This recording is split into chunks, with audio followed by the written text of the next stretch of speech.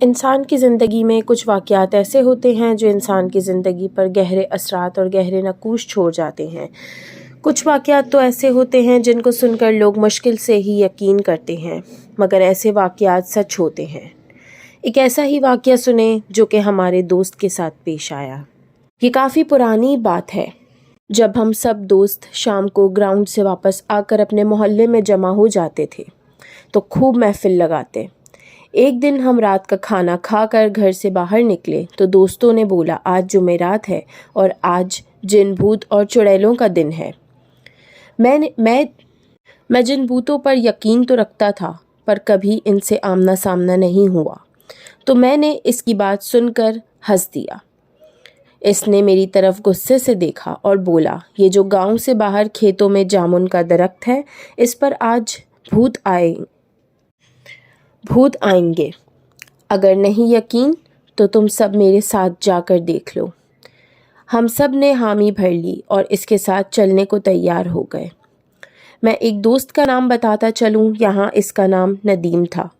وہ اکثر رات کو اکیلا کھیتوں میں گھومتا رہتا تھا، اس لیے اس پہ کچھ دوستوں نے یقین بھی کر لیا تھا کہ ہم نے یقین نہیں کیا۔ ہم 5 دوست تھے جس کے نام تھے عابد، ناصر، ساجد، مدثر اور ندیم۔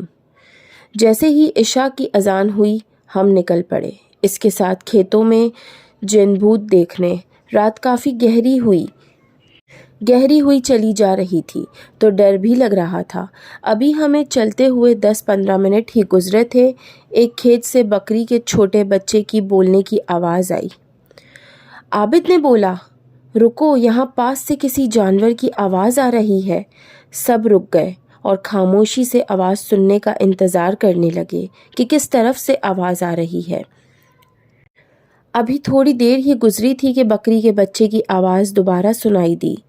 ندیم نے بولا آواز اس طرف سے آ رہی ہے، جو 2-4 کھیت چھوڑ کر ہی برسن کا کھیت تھا، آواز وہاں سے آ رہی تھی۔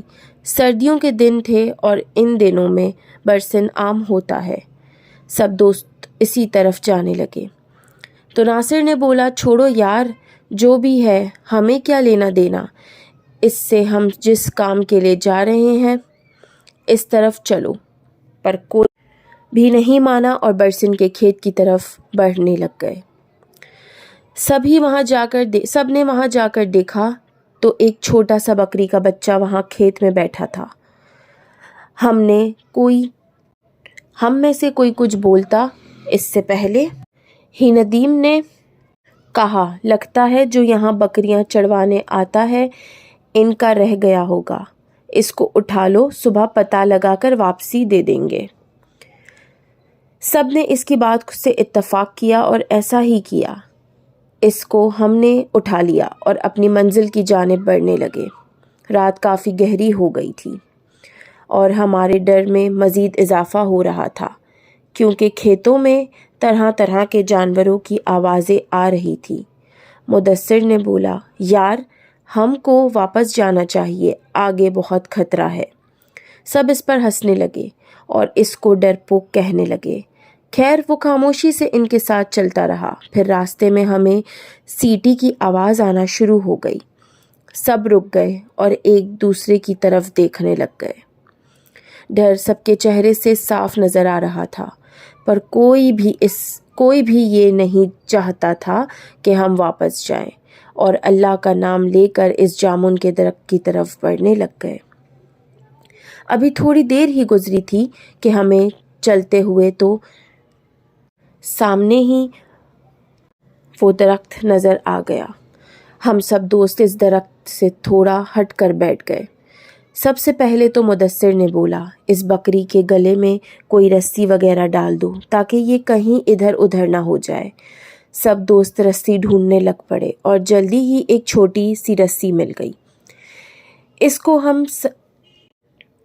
ہم نے اس کے گلے میں ڈالا اور رسی ناصر کو پکڑا دی اور سب کی نظریں اس درخت پر جمی تھی۔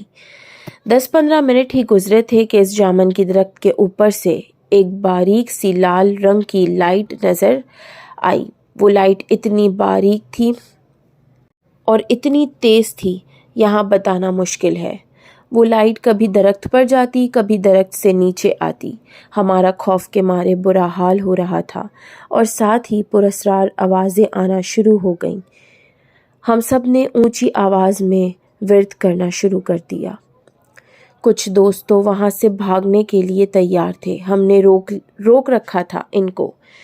پھر سب نے ہی محسوس کیا کہ لائٹ اب ہماری طرف بڑھ رہی تھی۔ جب سب نے یہ منظر دیکھا تو وہاں سے بھاگنے میں ہی بہتری سمجھی اور اتنی سپیڈ سے سب وہاں سے الٹے پاؤں دوڑے اور ہمارے پیچھے اتنی خوفناک آوازیں بلند ہو رہی تھی، بس یہی محسوس ہو رہا تھا جیسے وہ بالکل ہمارے پاس ہی ہیں اور کسی بھی لمحے وہ ہم سب کو نقصان پہنچا سکتی ہے۔ ہم نے ہمت نہ ہاری اور بھاگتے رہے، ورد کرتے رہے اور واپس گاؤں آ کر سانس لیا۔ جب ہم سب گاؤں کی حدود میں پہنچ گئے تو مدثر نے ناصر کی طرف دیکھا اور پوچھا، آپ کے پاس بکری کا بچہ تھا؟ وہ کہاں چھوڑ کر آئے؟ اس نے ہاتھ کی طرف دیکھا تو اس کے ہاتھ میں صرف رسی تھی۔ اس نے بولا کہ جب ہم وہاں سے بھاگ رہے تھے تو یہ صرف رسی ہی تھی، بکری کا بچہ کدھر گیا؟ اس کو کچھ معلوم نہیں۔ جب وہاں سے واپس دوڑے تو وہ بکری کا بچہ وہاں ہمارے ساتھ نہیں تھا، صرف یہ رسی ہی تھی۔ کیا وہ سچ میں بکری کا بچہ تھا یا کوئی اور مخلوق تھی؟ سب دوستوں نے کہا، جو بھی تھا ہم صبح وہاں جا کر ضرور دیکھیں گے۔ جب صبح ہوئی تو کوئی بھی وہاں جانے کو تیار نہیں ہوا سوائے ندیم اور مدثر کے۔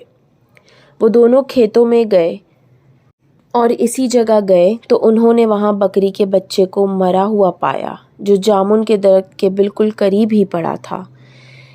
اس کی صرف ہڈیاں نظر آ رہی تھی۔ اس بکری کے بچے پہ گوشت کا کوئی نام و نشان بھی نہیں تھا اور دونوں سمجھ چکے تھے رات کو جو کچھ بھی ہوا وہ ان کا وہم نہیں تھا۔ اس درخت پہ واقعی کچھ ایسا تھا جو ندیم نے بولا تھا۔ اس کے بعد وہ واپس آ گئے اور کبھی بھی رات کے ٹائم باہر گھومنے سے توبہ کر لی۔